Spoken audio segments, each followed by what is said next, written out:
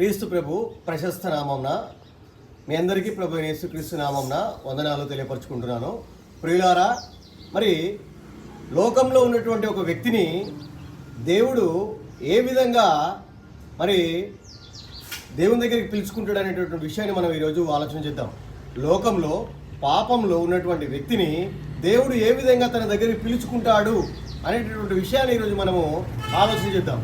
మరి గ్రంథం ఏం సెలవిస్తుందనంటే, పూర్వకాలంలో అయితే నానా సమయంలోనూ నానా విధములుగా ప్రవక్తల ద్వారా మన పితరులతో మాట్లాడిన దేవుడు పూర్వకాలంలో నానా సమయాల్లో నానా విధాలుగా ప్రవక్తల ద్వారా మాట్లాడిండు. మరి ఇప్పుడు ఏ విధంగా మాట్లాడుతుండు? అంతమంది కుమారుని ద్వారా మనతో మాట్లాడాను. యేసు ప్రభు ద్వారా, యేసు ప్రభు ప్రకటించినటువంటి సువార్త ద్వారా మరి మనందరినీ లోకంలో నుంచి దేవుడు తన వైపుకి ఆకర్షించుకుంటున్నాడు, తన వైపుకు పిలుచుకుంటున్నాడు. ఏంటిది సువార్త అంటే? సువార్త అంటే శుభవార్త, మంచి వార్త. ఏంటిది ఆ మంచి వార్త అంటే, యేసుక్రీస్తుని సొంత రక్షకుడుగా అంగీకరించాలి, యేసుక్రీస్తు మెస్సయ్యగా ఈ లోకానికి వచ్చాడు అనేటటువంటి విషయాన్ని మనము ఆలోచన చేయాలి.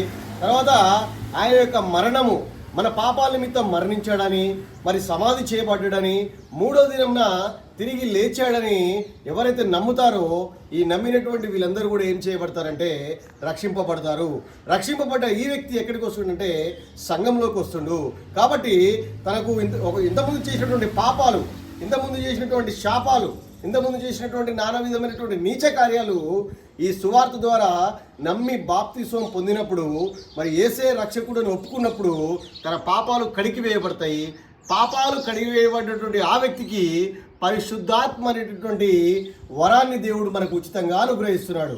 యేసు నామంలో ఎవరైతే బాప్తిస్వం పొందుతారో, బాప్తిస్వం పొందిన ఆ వ్యక్తికి పరిశుద్ధాత్మ అనేటువంటి వరాన్ని మనకు దేవుడు ఉచితంగా అనుగ్రహిస్తున్నాడు. ప్రియులారా, కాబట్టి మరి పూర్వకాలంలో ప్రవక్తల ద్వారా మాట్లాడిన దేవుడు ఇప్పుడు కుమారుని ద్వారా, కుమారుని యొక్క వాక్యం ద్వారా ప్రతి వ్యక్తితో మాట్లాడుతున్నాడు.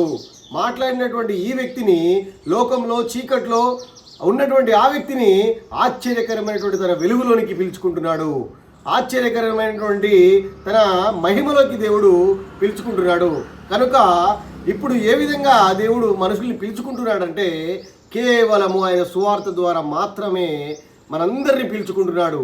కాబట్టి ఈ విషయాన్ని మీరు గమనించాలి, ఈ సత్యాన్ని మీరు గమనించాలని యేసు ప్రభు పేరట మీ అందరికీ శుభాభివందనాలు తెలియపరచుకుంటున్నాను.